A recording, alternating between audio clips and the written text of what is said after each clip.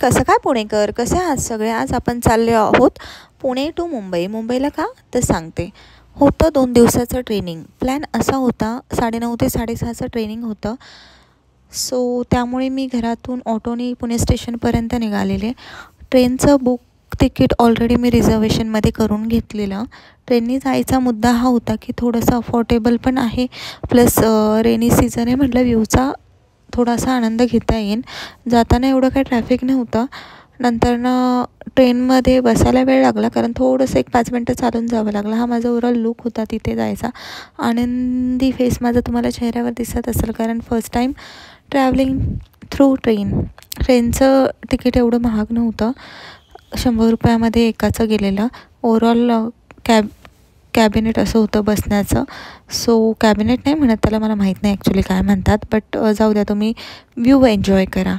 So train फक्त book करताना एक काळजी घेताल की विंडो सीट प्लस थोडंसं मिडलवाला घ्या. वॉशरूम वगैरे जवळ नाही आहे का हे चेक करा. माझ्याकडनं ती चुकी झाली होती आणि पूर्ण मुंबईला पोहोचूच तर सगळा घाणेरडा स्मेल घ्यावा लागला. पण जाऊ दे, व्ह्यू वगैरे होता. तिथे AC नव्हते, बाहेरची हवा वगैरे होती, त्यामुळे ते एवढा जास्त त्रास झाला नाही. लोणावळा घाट एवढा सुंदर दिसत होता, मी तुम्हाला शब्दात सांगू नाही शकत.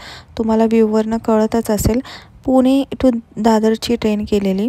दादरवरनं बेकन T2 हॉटेलला जायचं ठरलेलं, असं ओव्हरऑल प्लॅन होता. संध्याकाळी तिथं जाऊनही मला शूट करायचं होतं. पण प्रॉब्लेम काय झाला माहिती आहे का, तिथं पोहोचलो तसं ऑलरेडी न्यूजमध्ये माहीत होतं की बॉम्बेमध्ये कंटिन्यू पाऊस आहे, ट्रॅफिक आहे. पण तिथे गेल्यानंतर मला अजून आश्चर्यचकित होण्यासारखं नव्हतं, पण मी झाले कारण 1 तास ट्रॅव्हलला गेला. नंतरनं शूट करायचा एवढा कंटाळा आला होता कारण डिनरही कसं घाईघाईत केलं. डायरेक्टली झोपले कारण सकाळी परत उठून लवकर बेकन T2पासून माझ्या ट्रेनिंग जिथे आहे त्या हॉटेलला मला जायचं होतं. सो ओव्हरऑल व्ह्यू खूप सुंदर दिसत होता जरी ट्रॅफिक आणि रेन असला तरी, कारण बॉम्बेचं वाईब थोडंसं वेगळं आहे असं मला वाटतं. आणि तुम्हाला पण वाटत असेल तर कमेंट करायला विसरू नका.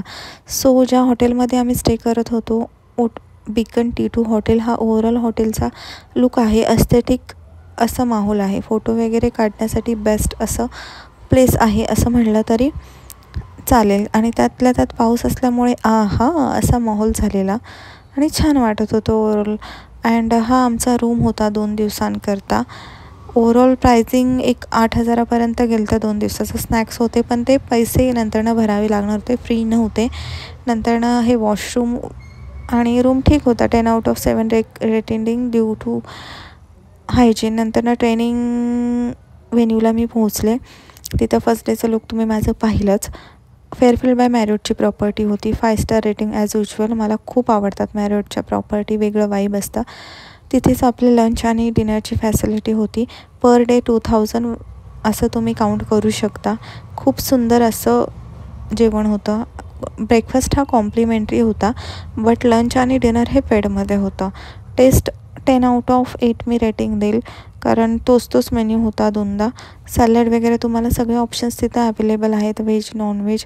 जर डाएट करत असाल त्यांच्यासाठीही बेस्ट आहे. आणि वन मोर थिंग की मला सरप्राईज झालेलं आहे मी की तिथं दहीभात पण होता, तडकेवाला ते पण. नंतर स्टार्टर्सला मॉकटेल वगैरे. हा माझा सेकंड डेचा लूक होता. सेकंड डे नंतर एवढी वैतागलेलं नाही मी. डायरेक्ट दादर टू ठाणेची ऑटो केली आणि ठाणेवरनं डायरेक्ट पुण्याला ट्रॅव्हल करून. व्लॉग आवडला असेल